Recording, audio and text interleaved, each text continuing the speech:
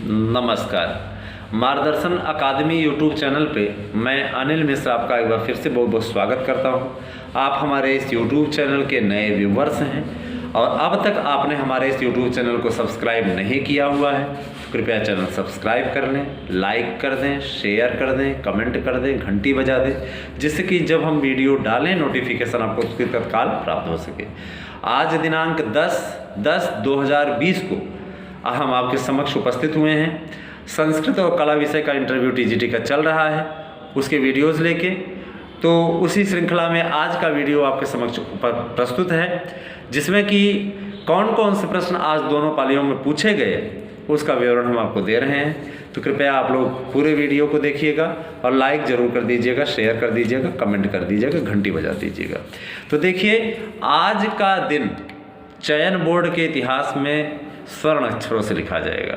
चयन बोर्ड ने पूरे मानक का पालन करते हुए बहुत ही अच्छी तरह से इंटरव्यू कराया। प्रत्येक अभ्यर्थी को 20 मिनट रोका। 20 मिनट में आपसे प्रश्न पूछे गए, 20 मिनट एक अभ्यर्थी से पूछा गया। और तैयारी करके जाइए, क्योंकि वहाँ पे घेराबंदी बहुत तगड़ी हो रही है। जवाब आप नहीं दे पाएंगे तो आपसे प्रश्न पे प्रश्न होंगे। आपको 20 मिनट का कोटा कंप्लीट करना है। देखिए, टीजीटी संस्कृत के अभ्यर्थियों से व्याकरणात्मक टिप्पणी पूछी गई। जैसे पूछा गया उदतु लत, जिसको आप लोग उदू तुलत पढ़ते हैं, ठीक है। इसमें कौन सा लकार है? तो इसमें लुंग लकार है, लुंग लकार, ठीक है। इसके अलावा पूछा गया अगच्छत, अगर कहा जाए तो अगच्छत में कौन सा लकार है? तो ये है लंग लकार। अब पूछा गया एक अभ्यर्थी से कि आपको कथा मुखम का कोई गद्य याद है? सुना दीजिए गद्य, अगर याद हो तो। कथा मुखम की स्टार्टिंग किस गद्य से होती है, सुना करके दिखाइए। तो देखिए, आपको पढ़ देना पड़ेगा। आसीद अशेष नरपति शिरः समभ्यर्चित शासनः पाक शासनः इवा परः चतुरोदधिमाला मेखलाया भुवो भर्ता प्रतापः वनत सामंत चक्रधर इव, ठीक है, ध्यान दीजिए। भुवो भर्ता प्रतापानुराग वनत समस्त सामंत चक्र चक्रवर्ती लक्षणोपेता चक्रधर इव, ठीक है। ये आपको सुना देना है, क्योंकि वो सुनना चाहते थे कि बाणभट्ट ने स्टार्टिंग कैसे की है, तो ये आपको बता देना है, ठीक है। इसके अलावा परः सन्निकर्षः किम अस्ति, परः सन्निकर्षः क्या है? तो परः सन्निकर्षः संहिता अस्ति। संहिता और संधि में अंतर बताइए। आज भी ये प्रश्न पूछा गया कि संहिता और संधि में अंतर बताइए। तो संहिता का तात्पर्य होता है जब दो वर्ण आपस के एक दूसरे के पास आ जाते हैं तो वो संहिता कहलाती है, लेकिन जब वही वर्ण आपस में मिल जाते हैं तो उसे संधि कहते हैं। इससे सरल आपको कहीं मिलने वाला नहीं है, इसलिए आप यही 60 ट्रिक अपनाइए। कालिदास के ग्रंथों को क्रम से बताइए। यह प्रश्न पूछा गया, कालिदास के ग्रंथों को क्रम से बताएं।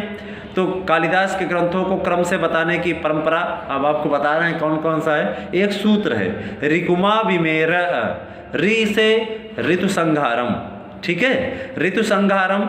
इसके अलावा कु से कुमार संभवम, ठीक है। मा से मालविकाग्निमित्रम, ठीक है।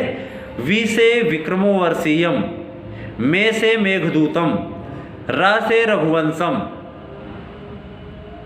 ऋकुमा विमेर, और आ से अभिज्ञान शाकुंतलम। ये ग्रंथ जो हैं 60 ट्रिक आपको बताया गया, उसी ट्रिक का सहारा हम भी लेते हैं। तैयारी जब करते थे और जब सफलता मिली तो इस प्रकार का मानक आप लोग तैयार करने का ट्रिक हम आपको देंगे, किस तरीके से आपको तैयार करना है बताएंगे आपको। देखिए, संघर्ष जो होता है वो जीवन का एक अभिन्न हिस्सा होता है। संघर्ष आप करेंगे तभी जाके आपको सफलता मिलेगी, बैठे रहेंगे तो आपको सफलता नहीं मिलेगी, ठीक है। और एक चीज़ और, आज जो चीज़ पूछा गया ध्यान दीजिएगा, जब किसी की सहायता से कोई कार्य किया जाता है तो जिसकी सहायता से कोई कार्य किया जाता है उसमें कौन सी विभक्ति होती है? आप अच्छी तरीके से जानते हैं, नहीं जानते हैं तो जान लीजिए कि उसमें तृतीया विभक्ति का प्रयोग किया जाता है। जब कोई वस्तु किसी वस्तु का आधार होती है उसमें कौन सी विभक्ति लगती है? सप्तमी विभक्ति का प्रयोग होता है, ठीक है। इस मानक को इसके हिसाब से आप अपने तैयार कर लें। समास किसे कहते हैं? समसनम इति समासः, यह आपको बताया जा चुका है समसनम इति समासः। तो इसकी तैयारी आप अच्छे से कर लीजिए, ठीक है। इसके अलावा संस्कृत में पूछा गया, संस्कृत शब्द किस धातु से मिल करके बना हुआ है, किस उपसर्ग से मिल करके बना हुआ है, तो आप लोग तैयारी इसकी कर लीजिए, अच्छे से जा करके इसका अर्थ भी जान लीजिए, परिष्कृत परिमार्जित। इसके अलावा संस्कृत में कुल कितने पुराण लिखे गए हैं, पुराणों की संख्या आप तैयार कर लें। उपनिषद कितने लिखे गए हैं उसकी संख्या आप अच्छी तरीके से तैयार कर लें। इसके अलावा कोई 2 पुराणों के नाम पूछ लिया, किसी ने बताया होगा UGC नेट हैं, तो आप निश्चित रूप से पुराणों के 2 नाम तो ज़रूर याद कर लें। ठीक है, इन चीज़ों की तैयारी आप करके जाए। कोई एक वैदिक सूत्र सुनाइए, वैदिक सूत्र माने वैदिक श्लोक सुनाइए, तो वैदिक श्लोक आपको गा करके सुनाना है। ठीक है, वैदिक श्लोक सुनाना है। याद रखिएगा कि आपको अब ये नहीं कि आप किसी पाठ्य पुस्तक से सुना दें, आपको कोई एक याद हो, गायत्री मंत्र ही याद हो, तैयार रखिए, उसको सुना दीजिए। ठीक है, इसके अलावा वागर्थाव्यूह में कौन सा समास है, ये आपका केवल समास का उदाहरण है। भूतपूर्व में कौन सा समास है, तो ये आपका मैंने बताया था एक बार, यह भी केवल समास का उदाहरण है। निश्चित रूप से आपके लिए जो मानक बनाए जा रहे हैं, जो प्रश्न पूछे जा रहे हैं, वह आपका मार्गदर्शन करने के लिए ही हैं। आप कृपया अपना मार्गदर्शन उचित प्रकार से करें, जिससे कि अगर कहीं समस्या हो तो उसका समाधान करने में हमें भी बेहद प्रसन्नता होगी। ठीक है, अब पहले फिर जान लीजिए कि विभक्तियाँ कितनी हैं, पूछा गया आज की तारीख में।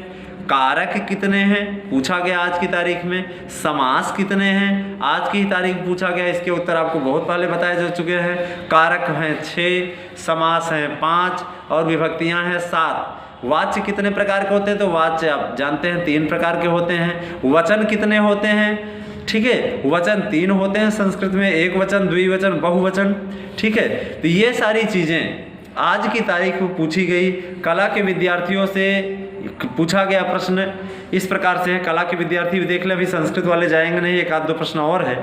ठीक है, तो देखिए कला में पूछा गया ड्राइंग की सबसे अच्छी विशेषता क्या है, ड्राइंग की सबसे अच्छी विशेषता क्या है, हमें बताइए। अगर आपको कला पे निबंध लिखने के लिए कह दिया जाए तो निबंध की शुरुआत आप कैसे करेंगे, जानना चाहते हैं कि निबंधकार भी हैं क्या, कला वाले निबंध लिख लेते हैं कि नहीं। ठीक है, पेंटिंग और चित्रकारी में क्या अंतर है, पेंटिंग और चित्रकारी में क्या अंतर है। इसके अलावा खजुराहो का प्रसिद्ध मंदिर किसने बनवाया था। ठीक है, कोणार्क का सूर्य मंदिर किसने बनवाया था, उसकी वास्तुकला के विषय में आप क्या जानते हैं। इससे संबंधित प्रश्न आज की TGT के इंटरव्यू में कला विषय पूछे गए। कला के अभ्यर्थी तैयारी कर लें अच्छे से, क्योंकि अब कल संडे है और संडे के बाद में सोमवार को इंटरव्यू होना है, तो तैयारी कर लें। कहीं आपको समस्या होती है तो समस्या के लिए आप कमेंट करके उसका समाधान हमसे ले सकते हैं। ठीक है, हम अपने इस YouTube चैनल पे अधिक से अधिक मदद करने का प्रयास करते हैं कि आपका सहयोग हो सके, आपकी मदद हो सके। इसके अलावा आप जान लीजिए कि आज पूछा गया कि बाणभट्ट के किन्हीं 2 रचनाओं के नाम लिखिए, तो बाणभट्ट की 2 रचनाएं हर्षचरितम और कादम्बरी। ठीक है, बाणभट्ट जी को किस उपाधि के नाम से जाना जाता है, तो इनको किस नाम से जाना जाता है, इनको गद्य सम्राट के नाम से जाना जाता है। ठीक है, इसके अलावा पूछा गया कि किस कवि ने स्वयं को परिणत प्रज्ञ कहा है, परिणत प्रज्ञ भवभूति जी ने स्वयं को कहा है, याद रखिएगा। ठीक है, भवभूति किसकी उपाधि थी, भवभूति का मूल नाम बताइए, तो श्रीकंठ। ठीक है, ध्यान दीजिएगा, श्रीकंठ। इसके अलावा रामायण में श्री राम की बहन का क्या नाम मिलता है, तो रामायण में श्री राम की बहन का नाम, या यूँ कह लीजिए उत्तरामचरितम में पूछना चाहते थे कि मिलता है शांता। तो ये तैयारी के मानक हैं, अगर आप तैयारी करते हैं और अच्छी तरह से। इसके अलावा पूछा गया कि आप एक श्लोक, कोई सुंदर श्लोक लिख करके बताइए और उसके पदक्षेप को करिए, माने उसका पूरा व्याकरणात्मक टिप्पणी बताइए। तो किसी एक श्लोक का व्याकरणात्मक टिप्पणी आप अच्छे से तैयार कर लीजिएगा। पूछ रहे हैं, आपको उसका मानक का पालन करना पड़ेगा। आज के वीडियो में इतना ही। कल रविवार के दिन जो अपेक्षित प्रश्न हैं उनकी सूची हमें मिली हुई है, उसको हम देंगे आपके लिए। वो 1 हफ्ते के लिए टॉनिक का काम करेगा। तैयारी कीजिए। अगले सप्ताह के लिए कल हम वीडियो फिर लेकर के आएंगे और आपको बताएंगे, जो अपडेट आती रहेगी उसकी जानकारी हम आपको देंगे। आपको न्यूज़ से संबंधित भी जानकारी हम आपको प्रस्तुत करने जा रहे हैं, आपको बताते हैं अभी कुछ देर में दूसरे वीडियो में। तब तक के लिए आप सभी का वीडियो देखने के लिए बहुत बहुत धन्यवाद।